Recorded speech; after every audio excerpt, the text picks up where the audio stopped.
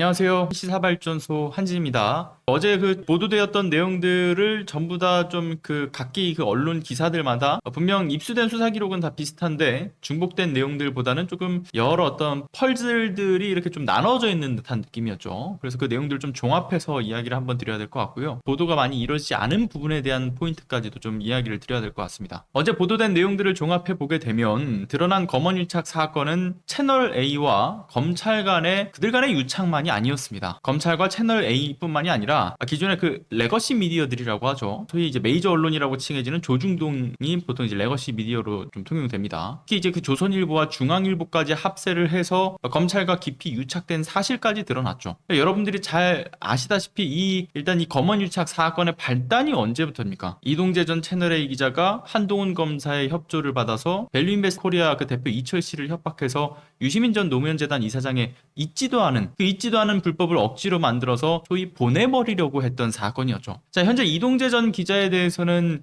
강요미수 혐의로 기소가 돼서 1심 재판 결과가 어떻게 나왔습니까? 바로 무죄 선고였습니다. 자, 근데 이렇게 무죄 선고를 받은 상황인데 한동훈 검사를 비롯해서 윤석열 후보 측에서는 바로 이 이동재 기자의 1심 무죄를 이유로 해서 해당 사건과 자신들은 무관하다. 검언 유착은 봐라 없지 않았느냐. 되려 권언 유착이다. 이런 식의 주장을 펼쳐왔었죠. 뿐만 아니라 누가 보더라도 그 정황과 증거가 명확한 이 검언 유착 사건은 최초 발생 이후 지금 벌써 거의 한 2년쯤 지났죠. 2년쯤 지나도록 해당 사건의 검찰 수사팀은 2년이 지나도록 수사를 사실상 손에 놓고서 지금 뒷짐을 지고 있는 상황이어가지고 그간 언론들에서는 검언 유착이다, 권언 유착이다 이런 식의 말도 안 되는 정쟁 구도로까지 억지 구도가 만들어질 정도로 수사팀이 방관을 했죠. 그냥 내버려뒀죠. 언론에 의해서 의도적으로 만들어진 구도였다라고 보여집니다. 특히나 검언 유착 사건에 있어서 무엇보다 핵심 증거로 보여지는 한동훈 검사의 휴대폰이 있지 않습니까? 물론 그 휴대폰은 단순히 검언 유착 사건만이 아니라 지금껏 윤석열 후보자와 관련된 정말 수많은 여러 비위 의혹들의 증거들, 즉 소위 윤서방파라고 불리고 있는 윤석열 후보자를 주축으로 한 검사들의 판도라의 상자가 될 것으로 보이는 이 한동훈 검사의 휴대폰 포렌식이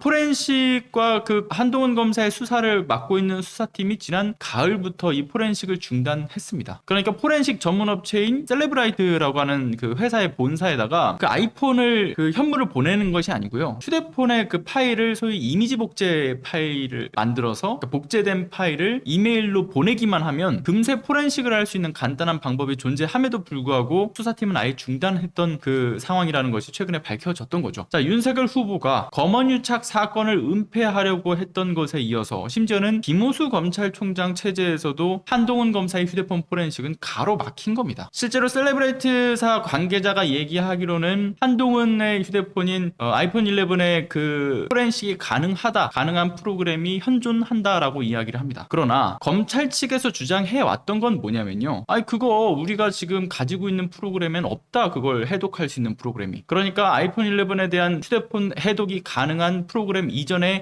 셀레브레이트사랑 계약했던 프로그램을 받아서 그걸 가지고 있는 것이라서 최신화가 안 된 프로그램으로서는 해독이 불가능하다 이거였죠. 자, 그렇다면 이게 완전히 불가능한 것이 아니고 그렇다면 셀레브레이트사 본사에다가 해당 복제 파일을 보내서 의뢰를 하면 되는 것인데 이 의뢰조차 하지 않았다라는 겁니다. 다시 이어서 말씀드리면요. 어쨌든 이 검언유착 사건을 검찰 선에서 뭔가 무마를 하겠다라는 의지가 강하게 비춰지는 이런 포인트들이 곳곳에서 등장을 해왔던 거지 않습니까? 게다가 검언유착 사건이 최초로 2020년 3월 달에 MBC를 통해서 보도가 된 이후에 정말 파급력이 있는 레거시 미디어들, 특히 조중동을 주축으로 한 이들이 앞서 말씀드린 것처럼 검언유착이 아니라 권언유착이다 라고 하는 다른 프레임으로 전가시키면서 검언유착이 정쟁 프레임으로 되는 뭔가 정말 이상한 분위기로까지 흘러오기까지 했죠. 그리고 끝내 이 모든 것은 검찰과 언론 공조를 통한 합작이었다는 합리적인 의심이 결국은 사실로서 모두 밝혀져 가고 있는 겁니다. 자, 일단 먼저 어제자 오마이뉴스를 통해서 나왔던 단독 보도를 먼저 보시고서요. 그리고 여러분들이 혹시 놓치셨을 뉴스버스에 대한 단독 기사까지 좀 이어서 좀 보도록 하겠습니다. 자, 일단 오마이뉴스의 기사 먼저 함께 보시죠. 단독 윤석열이 계속 묻나봐. 자, 음성 파일 검언유착 보도 직후 채널A 카톡 톡이라는 제목의 기사입니다. 윤석열 후보가 검찰총장이던 2020년 3월 그리고 4월 사이 MBC의 검언유착 의혹 보도가 이뤄지고 난 직후에 채널A 기자에게 전화해서 한동훈 이동재 녹음 파일에 대해서 윤석열 후보자가 직접 물었던 정황이 밝혀졌죠. 당시 채널A 법조팀장이던 A 기자, 배혜림 기자를 얘기하는 것 같습니다. 4월 2일 아래와 같은 카카오톡 메시지를 사내의 누군가에게 보냈다. 윤석열 총장이 B 기자를 통해서 계속 물어오고 있나 봐요. 한동훈 이동재 음성 파일을요. 아마 이것을 물은 것은 강경식 기자로 예상이 됩니다. 검찰의 수장인 윤석열 후보가 사적으로 B 기자와 접촉을 해서 자신의 최측근 한동훈 검사장이 연루된 사건을 직접 알아본 거죠. 특히 윤석열 후보가 문제의 핵심이었던 녹음 파일에 대해서 물었다면 이는 녹취록과 같은 대화를 한 사실이 전혀 없다고 밝혔던 이 한동훈 검사와의 입장과는 다소 배치되는 행위라는 점이 또 특이점입니다. 자, 한동훈 검사장 이런 얘기를 했죠. 신라젠 사건 수사를 담당하지 않고 있고 사건과 관련해 언론의 수사 상황을 전달하거나 녹취록과 같은 대화를 한 사실이 전혀 없다. 그리고 보도 다음 날인 4월 1일자 한동훈 검사 MBC에도 녹취록이 존재할 수 없으니 보도 전에 내 음성이 맞는지 반드시 확인해 주길 바란다는 입장을 전하기도 했다라고 하죠. 그리고 같은 날 대검찰청 관계자 역시도 채널A로부터 녹취록에 등장하는 인물이 한동훈 검사가 아니다라는 입장을 들었다라는 내용을 언론을 통해서 알리기도 했습니다. 이런 입장이 나온 상황 이후임에도 불구하고 윤석열 당시 검찰총장이 자신과 친분이 있는 B 기자를 통해서 녹음 파일에 대해서 물어봤다라고 한다면 한동훈 검사장과 대검찰청이 녹취록이 없다는 취지로 반박을 했는데도 이 음성 파일을 문의한 것이기 때문에 이는 굉장히 의문스러운 지점이라고 하는 것을 이야기하고 있는 것이죠. 참고로 여기서 윤석열 당시 총장이 찾았다라고 하는 그 음성 파일의 내용은 무엇이었느냐, 바로 이러한 내용이죠. 언론에서 때려봐. 당연히 반응이 오고 수사에 도움이 되고 이철 와이프 처벌하는 부분 정도는 긍정적으로 될 수도 있고 이철 측 얘기를 들어봐. 그리고 다시 나한테 알려줘. 수사팀의 그런 입장을 전달해 줄 수는 있어 라는 내용. 이철 측에게 그 내용을 가지고 제보해 범정을 접촉해 필요하면 내가 범정을 연결해 줄 수도 있어 라는 이러한 한동훈 검사의 발언이 들어가 있는 녹취록이죠. 자, 그런데 참고로 이때 당시에 그 범정이라고 하는 거는 현재의 수사정보정책관실의 과거의 이름이죠. 그리고 그 당시 수사정보정책관실의 정책관은 바로 손준성이었습니다. 고발사주의 핵심 당사자죠. 채널A 진상조사위원회 3월 13일 녹취록은 스스로 조작한 것인지, 녹취록의 당사자가 한동훈 검사인지를 여부를 검증하지 못했다, 검증을 하지 못했다고 결론을 지어버립니다. 그러면서 이 기자가 자신의 노트북 및 휴대전화 2대를 초기화하면서 녹음 파일을 확보하지 못했다라는 이야기를 펼쳐놨죠. 자, 그런데 검증하지 못했다라고 하는 그 지금 마지막 부분의 조사위원회의 그 추정 부분부터 좀 짚어보자면요. 그들은 결론을 내리지 못했다라는 이야기. 그러면서 그들이 뭔가의 이 한동훈 검사장과의 녹취록인지 자체를 확인할 수 있는 방법이 없다, 아무런 뭐 증거를 확인할 수가 없다라고 이야기했던 것과는 다르게요. 이동재 기자에게 취재 보고를 받는 위치에 있었던 배혜림 법조팀장, 그리고 검언유착 사건에 대한 채널A 진상조사 보고서 발간을 담당했던 강경석 채널A 기자, 이미 이들이 이 녹취록의 당사자가 한동훈 검사가 맞다라고 특정을 했다라고 하고요. 뿐만 아니라 한동훈 검사와 지속적으로 소통을 하면서 대응을 준비해 왔다라고 생각이 드는 그 포인트가 등장을 한 겁니다. 그리고 이런 것도 밝혀졌죠. 미디어스의 기사인데요. MBC 검언유착 의혹 보도 방송 전 채널A의 통째로 유출, 채널A 기자 강요미수 사건 수사 기록을 입수했는데 한동훈한테 카톡으로 그냥 보내드리세요 라는 내용이 담겨져 있는 카톡이었다라고 하는 것이죠. 자, 미디어스가 언론에 입수한 지금 이동재 전 기자 1심 재판 수사 기록에 따르게 되면요, 채널A는 배혜림 팀장과 그 강경석 기자, MBC의 검언유착 관련된 최초 보도가 있었던 3월 31일, 그러니까 이 당시에 이제 오후 8시에 MBC의 뉴스데스크를 통해서 공개가 될 예정이었던 거란 말이에요. 그래서 그 당시 이제 오후 8시에 검언유착 보도가 이루어졌죠. 그런데 이 데스크에서 이러한 그 보도를 할 예정이다라고 하는 이제 기본적인 어떤 문건이 갖춰지지 않습니까? 그런데 방송에 보도가 있기 무려 4시간도 전에 채널A가 사전에 이 MBC의 보도 문건을 입수한 것으로 확인된다라는 거예요. 심지어는 그 문건에는 이런 얘기가 있었죠. 절대 외부 유출 금지, 데스킹 전 버전. 그러니까 기밀 유지 문구가 있는 아주 내밀한 자료를 MBC의 모 관계자로부터 채널A가 입수를 한 거죠. 그리고 난 이후에 배혜림 팀장과 강경석 그 기자, 이 두 사람은 이런 이야기를 나눕니다. 배혜림 팀장, 난 한동훈의 늪에 빠졌어. 보도본부장 뵙고 왔는데 한동훈한테 잘 얘기하라고. 유유. 한동훈한테 달달 볶이는 것은 내가 죗값을 치르는 거 라고 이야기를 하니까 이에 강경석 기자 톡으로 이런 얘기를 하죠. 한동훈한테 제가 보내드린 보내드린 거 카톡으로 그냥 보내드리세요. 기사 보면 좀 덜 난리치겠죠. 라고 이야기하는 두 사람과의 대화가 확인되는 거죠. 지금 해당 보도의 이 문건 내용을 한동훈 검사에게 전달을 해서 대응을 할 수 있도록 미리 어떤 사전 공유가 오갔다라는 흔적이 확인되는 겁니다. 그리고 이뿐만이 아니에요. 자, 이 부분도 보시죠. 이후 밤 7시 30분경 배혜림 팀장은 강경석 기자로부터 데스킹 완료 버전이라고 하는 앞머리가 달린 MBC 단독 기사 문건을 한 차례 더 보고 봤습니다. 그러니까 이처럼 MBC에서의 어떤 보도가 있기 전에 무려 2차례에 걸쳐서 MBC의 보도 내용은 사전에 전부 한동훈 검사가 미리 받아봤고 그 이후에 검찰 내부에서는 대응을 준비했던 것이 아닌가, 이렇게 특정이 될 만한 부분이 또 드러나는 것인데, 그리고 그 시점 이후에 여러분들도 아시다시피 고발 사주와 같은 대응이 준비가 되는 것이죠. 자, 그리고 한동훈 검사만이 아니라요, 윤석열 당시 검찰총장 역시도 이 대검의 공식 답변과 어떤 한동훈 검사의 어떤 해명이 나온 이후에도 어떤 공식적인 절차라든가 조사가 아니라 본인이 직접 전화를 걸어서 그 녹음 파일 가지고 있습니까? 그 녹음 파일 어디 있습니까? 라는 식의 어떤 취지로 기자를 통해서 그 녹음 파일의 존재 여부를 확인했다라는 것이죠. 검찰총장의 신분으로서, 그리고 자신의 최측근 검사와의 어떤 그 이해관계는 물론이고요, 그 이후에 검언유착 사건에 대한 무마에 힘썼던 정황까지 포착이 되면서 실제로 윤석열 그 당시 총장 같은 경우는 징계까지 이어지지 않았습니까? 그런 윤석열 후보의 행보까지 종합을 해보게 되면 이 또한 상당히 부적절한 움직임이 포착이 된 겁니다. 일선 최측근의 어떤 검사들은 분명히 있는데도 불구하고 그들에게 지시하지 않고 자신이 직접 전화를 걸어서 이 상황을 확인할 만큼 뭔가 굉장히 불안하고 급박한 상황이었을지도 모른다, 이런 생각이 들게 만드는 부분이죠. 자, 이에 대해서 검찰 측에서는 좀 황당하게도 좀 관련된 내용에 대해서는 답변을 할 수 없다라는 입장을 밝히고 있죠. 자, 그리고 앞서 말씀드렸던 것처럼 윤석열 후보가 해당 사안에 대해서 관심을 갖고 본인이 움직인 것과 그 밖에 한동훈 검사에게 검언유착 보도 내용을 정말 긴밀히 어떤 소통하고 있었던 그런 이 모습 외에도요, 추가적으로 채널A 배혜림 팀장과 강경석 기자 간의 오간 이야기는 좀 더 있어요. 그 내용도 함께 보도록 하죠. 자, 이 내용은 굿모닝 충청에서 그 대화 내용만 좀 정리한 것만 좀 보도록 하겠습니다. 배혜림 팀장, 동재는 이동재 기자죠. 동재는 자기와 한동훈 대화 사실이 아니라고 회사가 제발 얘기해줬으면 좋겠다고 이야기하더라. 자기 너무 괴롭대 라고 얘기하니까 강경석 기자, 정신 못 차렸네. 그걸 회사가 어떻게 얘기해? 미쳤어? 그랬다가 둘이 얘기한 걸로 밝혀지면 근데 누가 책임지라고. 그러니까 배혜림 팀장,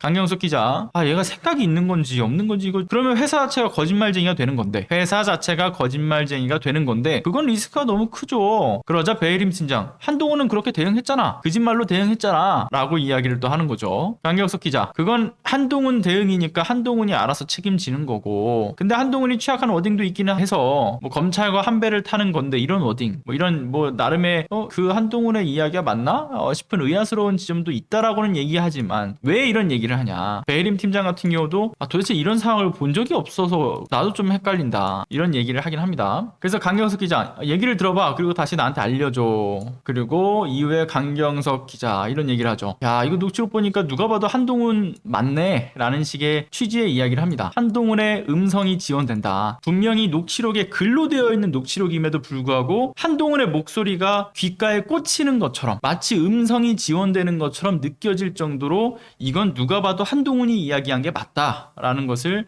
그들끼리 인지를 한 거죠. 자, 해당 대화 내용을 통해서 다시 확인해 보게 되면, 첫 번째, 두 사람이 대화 녹취록을, 그러니까 이제 이동재 기자와 한동훈 검사와의 그 대화 녹취록에 대해서 사실로 인지하고 있는 부분, 심지어는 녹음 파일의 존재가 확인되어서 문제가 드러나면 채널A 차원에선 대응이 불가능해진다라고 하는 이야기를 하는 게 또 중요 포인트고요. 그 두 번째, 녹음 파일을 가지고 있는 것은 아니지만 해당 녹취록만 보더라도 한동훈 검사의 목소리가 마치 들리는 것처럼 음성 지원까지 되는 것 같다, 이런 이야기. 그리고 이런 얘기도 있었어요. 좀 전에 보셨던 내용에는 안 나와 있었던 것으로 알고 있는데, 배혜림 팀장이 이런 얘기를 하죠. 한동훈 검사에게 계속 시달리고 있다, 이런 이야기를 하기도 했는데, 이런 것을 종합적으로 우리가 확인해서 알 수 있는 부분은 이들이 한동훈 검사와 아주 긴밀한 관계를 유지해 왔다라는 것을 알 수 있는 포인트가 또 확인이 되는 거죠. 그가 계속 독촉하고 있다, 아주 시달리고 있다. 게다가 채널A 진상조사위원회의 주장과는 다르게 이들은 확실히 한동훈 검사와 이동재 기자 간의 대화를 나눈 그 녹취록이 맞다라는 사실상 결론을 지은 것이죠. 그리고 여기에 더해서 뉘이쩌가 입수를 해서 보도한 내용에는 또 이런 것도 있습니다. 채널A 기자들의 SNS 단체 대화방에는 최근 다시 논란이 된 신천지 압수수색 관련 내용도 있었다. 신천지 압수수색 안 하느냐라는 라는 기자의 질문에 대해서 한동훈 검사, 압수수색에 나서면 30만 신도가 가만히 있겠느냐, 윤 총장이 압수수색을 하지 않을 것이다 라고 설명을 했다라는 내용도 이야기를 하고 있죠. 그러니까 지금 앞서 보신 것처럼 해당 내용은 한동훈 검사가 그 당시 소통하고 있던 이동재 기자와의 어떤 카카오톡이든 문자를 통해서든 이러한 대화를 나누는 도중에 한동훈 검사의 답변이 있었던 것이고요. 그러한 한동훈 검사의 답변을 이동재 기자가 자신을 포함한 그 채널A 기자들 단톡방에다가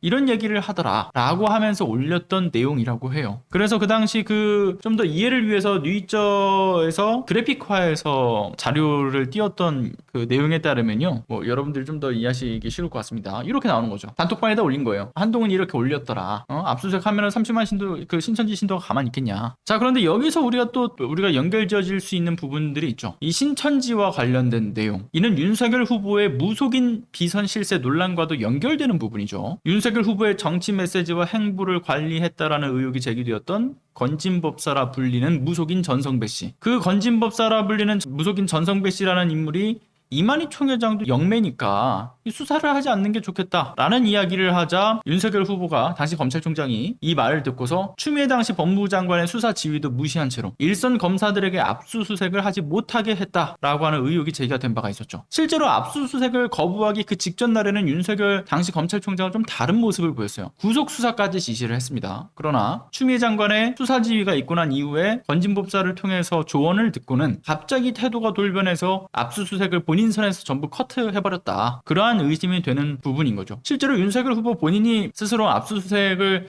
하지 못하게 했다라고 본인 스스로 인정하기도 했습니다. 그러나 건진법사의 존재만 인정하지 않았죠. 자, 그런데 이 검언 유착과 관련된 새로운 소식이 전해지면서 윤석열 후보 측에서도 아주 극소수의 내용에 대해서는 입장을 밝혔어요. 이제 윤석열 후보 선대위 측에서는 제일 지금 오늘 영상 보셨을 때 제일 앞전에 저희가 소개해드렸던 그 오마이뉴스 기사에 한해서 이런 해명을 해요. 그 채널A 기자들 간에 나눈 카톡 메시지를 토대로 보도를 하긴 했는데 그 내용에 뭐 시기나 어떤 배경이라든가 뭔가의 구체적인 표현이 전혀 없지 않느냐. 그냥 오마이뉴스 측에서의 일방적인 추측에 불과하다. 굉장히 궁색한 변명을 늘어놨죠. 그리고 검찰 관계자는 누구라도 관련된 내용에 대해서 사실관계를 파악하기 위해 그 기자와 통화할 수 있는 거 아니냐? 뭐 직접 통화한 거 가지고 도대체 뭐가 문제냐? 문제가 될 만한 사항도 아니고 후보자한테 직접 확인할 필요성도 지금 못 느끼고 있다. 뭐 이런 식의 답변을 내놨다라고 하죠. 그리고 이미 이동재 기자의 경우에 1심 무죄 선고가 되었지 않냐. 그러니까 논란이 이미 끝난 건데 도대체 뭐가 문제냐라는 식의 이야기도 했다라고 하고요. 자, 이런 상황 속에서 이번에는 또 뉴스버스에서의 단독 기사가 떠버렸죠. 내용은 검찰과 채널A 간의 어떤 검언 유착만이 아니라요. 검언 유착 사건을 덮기 위해서 그 이후에 또 다른 레거시 미디어들과 유착해서 이 사건의 흐름을 좀 바꿔보려고 하는, 그렇게 움직인 정황이 또 확인되었다라는 내용이에요. 여기에 채널A 기자들도 적극적으로 또 투입돼서 도왔고요. 윤석열 후보 측과 한동훈 검사 측에서의 그간의 해명이 무색하게 정말 디테일한 이야기들이 오고 갔습니다. 자, 그 내용을 기사로도 함께 좀 보시죠. 뉴스버스의 어제자 단독 보도입니다. 단독, 검언 유착 수사 기록본이 일부 기자들 검찰 유착 선 넘었다. 이들이 어떤 대화를 나눴는지에 대한 이야기만 좀 해보도록 하죠. 검언 유착 사건이 알려진 직후 2020년 4월 3일 저녁 7시 31분 이 사건의 주요 피의자 중 한 명인 채널A 백모 기자가 중앙일보 A 기자와 전화 통화를 했다 이겁니다. 이날 이제 이 검언 유착 사건의 제보자가 지모 씨, 그러니까 제보자 X 분이죠. 그러니까 그 지모 씨라는 사실이 법조 기자들 사이에서 알려진 다음 날이라고 해요. 자, A 기자는 백 기자한테 나도 그 지모 씨 캐고 있었거든. 어디 가면 만날 수 있냐? 라고 물어봤다고 하고요. 이에 백모 기자, 채널A 백모 기자는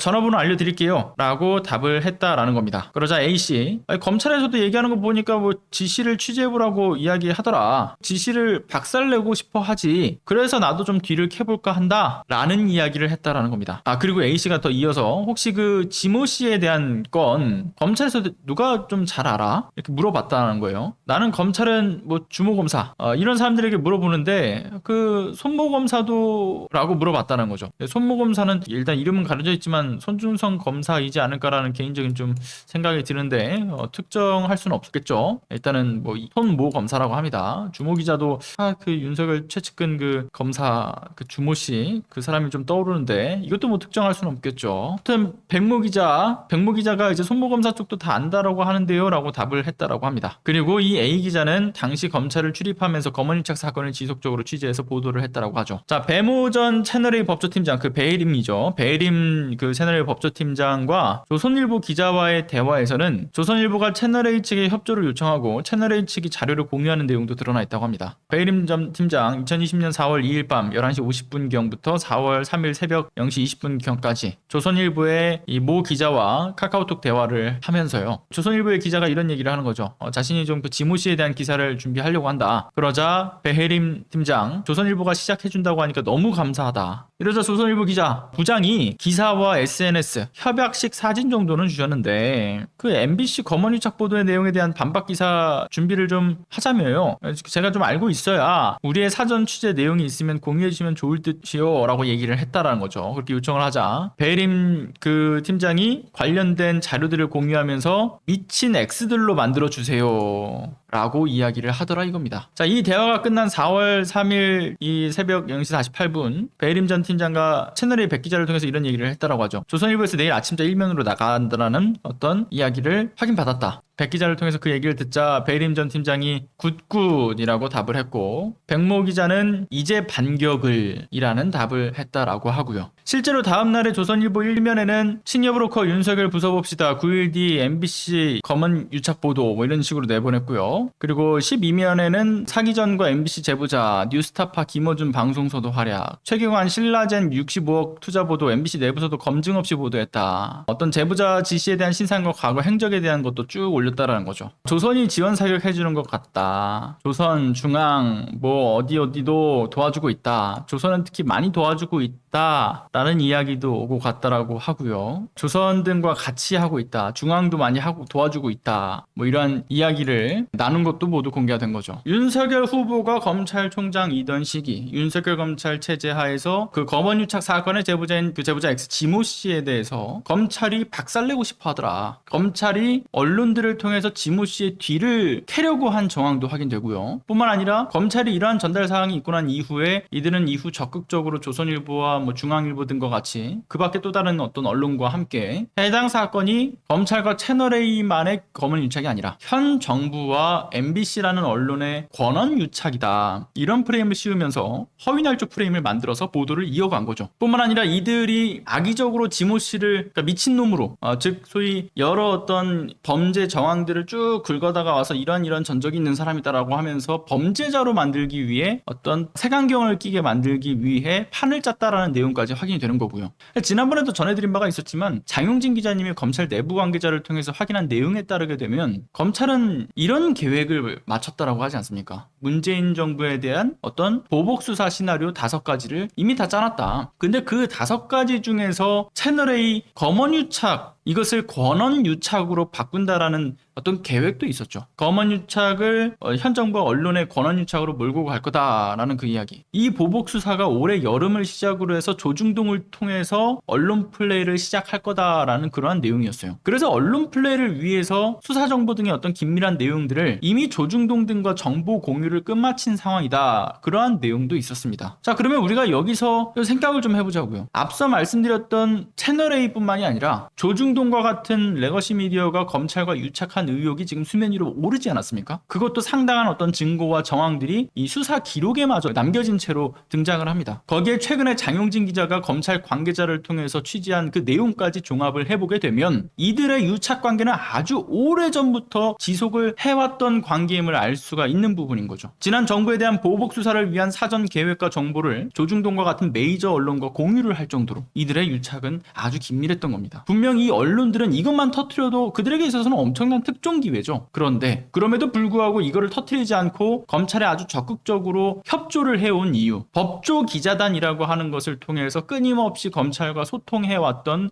이 검찰과 언론의 카르텔의 그 견고함을 보여주는 대목이기도 하죠. 이들이 서로 보완적 관계에 있는 것, 언론사 사주가 원하는 또는 법조 출입 기자가 원하는 사건을 뭐 무마시키거나 또는 수사해주거나, 그리고 검찰이 원하는 대로 언론은 또 기사를 써내려가거나, 이런 식으로 언론 플레이를 통해서 검찰 자신들의 어떤 수사의 명분과 동력을 얻는 것, 서로 상호적으로 거래할 내용들이 참 많았던 거죠. 심지어는 대검 출입처 법조기자단의 기자들은요, 마치 자신들이 검사가 된 것 마냥 행동한다라는 이야기도 정말 심심치 않게 들렸던 부분입니다. 이전에도 특히 저희가 이제 그 법조 출입 기자단에 대한 이야기를 좀 자주 했었는데, 지난번에도 말씀드렸듯이 이 검언유착은 출입처를 통제하면서부터 그때부터 이렇게 쭉 만들어져 왔던 우리나라의 폐단이라고 봐요. 그러니까 법조기자단이 오래전부터 지금까지 철저히 자신들만의 왕국을 만들어 왔죠. 법조팀, 뭐 예를 들어 법조팀 말고 또 뭐 있습니까? 금융팀, 이런 기자단들이 유독 그 기자단에 들어가기가 하늘의 별 따기인 이유가 단순히 기자의 어떤 밥줄이라고 보는 그 정보력 때문만이 아니라 그들의 권력도 함께 누릴 수 있을 정도에까지의 이들의 특수 관계, 이러한 정황들이 드러나곤 했었습니다. 특히 앞서 말씀드린 레거시 미디어, 그러니까 소위 이제 메이저 언론이라고 불리는 조중동들이 아니고서야 옛날에는 법조 출입 기자단의 인터넷 언론사들 같은 경우는 출입처에 발조차 디지 못했죠. 발을 딛는 것도 불가능에 가까웠던 시절이 분명히 있었기 때문에 기존부터 그 법조 기자단의 권력을 유지해왔던 기존 기득권 언론 권력이 여전히 그 힘을 강하게 쥐고 있다, 이렇게 보여지죠. 그런 그들이 법조기자단이라는 성벽을 쌓고서 출입기자로서는 적게는 뭐 수년, 많게는 뭐 수십 년 동안 이 법조 출입기자로서 보직을 유지를 합니다. 들어가기는 굉장히 하늘의 별 따기도 되게 힘든 것인데 그만큼 또 절대 내려놓기 힘든 보직으로 알려져 있어요. 엄청난 권력을 거머쥐게 되기 때문에. 출입처에 출입하면서 검사들과 친분을 쌓고, 검사들은 언론을 통해서 여론을 주무르는 그 수사기법을 통해서 기자와 거래를 하고, 언론은 정보의 독점이라고 하는 그 이득만이 아니라 친분을 활용한 수사 청탁까지도 가능해집니다. 기회가 열리게 되죠. 그렇게 검사와 언론인의 검언 동일체죠. 검사들 간의 그 동일체가 아니라 검언 동일체가 되어 왔던 거죠. 그렇게 그들만의 어떤 견고한 유대 관계에서 기득권을 새로이 형성을 했는데, 대표적으로 제가 기억하는 한 4가지 정도의 그들의 기득권을 보여주는 사례가 있어요. 첫 번째 사건은 굉장히 좀 오래 전입니다. 10년 전이죠. 2011년 당시에 오마이뉴스가 당시 그 한상대 검찰총장 후보자에 관련된 비위 의혹을 발견했었죠. 그래서 그 당시에 대검 대변인실로 전화를 걸어요. 이런 비위 사실에 대해서 대검은 인지하고 있습니까? 뭐 이런 식의 질문을 했겠죠. 그러자 돌아온 답변이 무엇이었느냐. 오마이뉴스가 법조 출입 기자가 아니라는 이유만으로요, 그 정보 얻고 싶으면 법조 출입 기자단 간사 허락받고 오세요. 우리는 보도자료를 제공할 수 없습니다. 이러한 사건이 발생을 하죠. 그런데 중요한 것은 행정부 소속의 정부기관이에요, 검찰은. 근데 언론에 보도하는 자료에 있어서 심지어는 엠바고가 걸려있지 않는 상황인데도 불구하고 보도자료의 독점적 권한을 특정 그 레거시 미디어들에게 몰아줬던 거죠. 그 당시 간사를 통해서 자료를 요청하니까 간사의 말은 더 충격적이었어요. 출입기자단은 일종의 카르텔을 이미 맺어놓고 있기 때문에 이 안에서 배포된 자료는 외부로 유출할 수 없다. 자신들의 카르텔이 형성되어 있음을 대놓고 이야기하더라 이겁니다. 폐쇄적 출입적 관행의 폐단을 그들은 매우 상식적인 것처럼 이야기를 해왔던 거죠. 그 두 번째 사건, 이건 비교적 최신이에요. 2020년이었죠. 오마이뉴스가 또 마찬가지로 겪었던 사건인데, 윤석열 당시 검찰총장이 직접 지시를 해서 판사 사찰이 이루어지지 않았습니까? 그런데 그 판사 사찰 문건이 만들어지고, 그 판사 사찰 문건을 이게 도대체 뭐가 문제냐 라면서 윤석열 당시 검찰총장이 공개했던 시점, 그들의 이 불법을 뻔뻔하게도 드러냈던 시점, 이걸 오마이뉴스가 실제로 그대로 보도를 하니까 법조기자단이 이걸 갑자기 트집 잡고 오마이뉴스는 출입정지 1년을 결정받게 됐죠. 뭐 이런 식으로 언론을 통제하는 움직임을 보이기도 했습니다. 그리고 세 번째 사건, 역시나 같은 해 2020년에 있었던 일인데 여러분들 기억하실 거예요. 추미애 장관, 추미애 당시 법무부 장관이 기습 브리핑을 열었던 때 혹시 기억하십니까? 브리핑을 시작하기 한 40분 전에 그 당시 법조 출입기자단들한테 쭉 다 돌렸어요. 이제 브리핑을 할 거다. 40분 전에 알렸습니다. 근데 현장에 도착했던 추미애 당시 장관한테 검찰 출입기자, 언론들의 카메라가 전부 다 지금 돌아가고 있는 상황인데 방송이 생방송으로 내보내지고 있던 시점에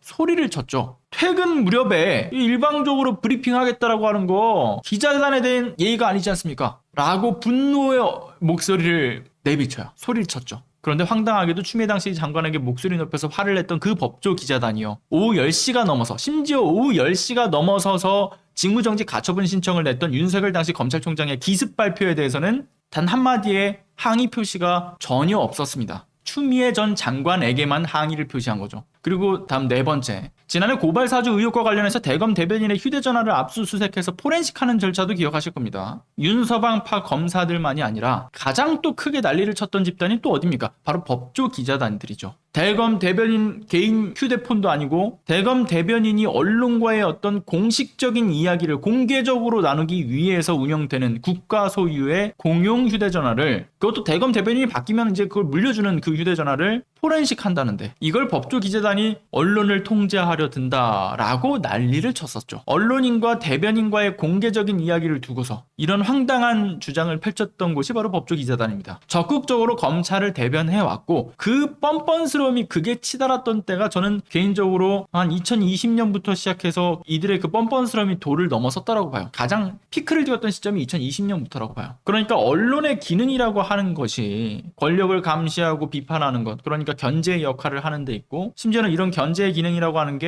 뭐 지금 입법부, 사법부, 행정부, 거기에 이어서 사부의 역할을 해야 된다라고들 하죠. 그것이 어떤 언론이 가지고 있는 저널리즘의 어떤 기본 원칙이라고 봅니다. 그런데 검찰 기득권에 편승해서 이들이 뭐 펜촉을 들고서 펜촉을 통해서 검찰의 호위무사 역할을 해왔던 이들입니다. 검찰의 입맛대로 수사와 기소를 하기 위해서 언론과 유착돼서 특정 인물들에 대한 어떤 범죄자로 만들려 움직였다, 뭐 이렇게 보여지는 사건에 거기에 또 플러스해서 이 검언 유착 의혹을 덮기 위해서 제보자인 지모 씨를 언론의 재판대로 끌어올리고 그리고 마녀 사냥을 하려고 했다. 그의 어떤 의도를 어떤 범죄자의 거짓 또는 사기로 이것을 마녀 사냥하려고 했다는 거죠. 검언 유착 사건을 마치 문재인 정부의 언론과의 유착 문제처럼 범죄 사실을 아예 처음부터 새로이 써내려 가기도 했어요. 그렇게 없는 사실을 마치 있었던 사실처럼 소설을 써서 보도를 했던 겁니다. 군부 독재 시절이 분명 우리 아니거든요. 근데 군부 독재 시절이 아닌데도 불구하고 심지어 언론이 스스로 어떤 자신들의 목에다가 목줄을 차고서는 그 줄을 지금 검찰의 손에 쥐어주고서는 지금 꼬리를 열심히 흔들어대는 꼴이나 다름이 없는 겁니다. 그러니까 결론, 이들 적폐 기득권 카르텔의 폭주를 막기 위해서라도 결론적으로는 이번 3월 9일 선거는 매번 말씀드리는 거지만 참 중요한 겁니다. 단순히 언론 문제, 뭐 검찰 문제와 같이 특정 조직만의 어떤 개혁의 필요성이 필요한 어떤 문제가 아니라 국가가 작동되는 데 있어서의 가장 중요한 요소, 민주주의와 법치주의가 정상적으로 작동되는 그러한 국가가 될 것인지, 검찰 체제의 독재 국가로서 비정상적으로 이것이 퇴행돼서 작동되지 못하게 될 것인지, 비정상적으로 작동하게 될 것인지,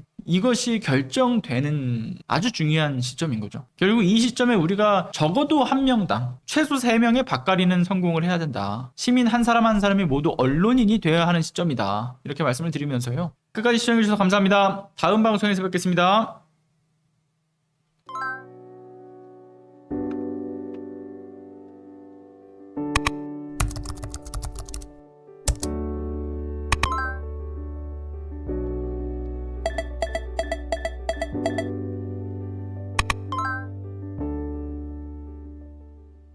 안녕하세요.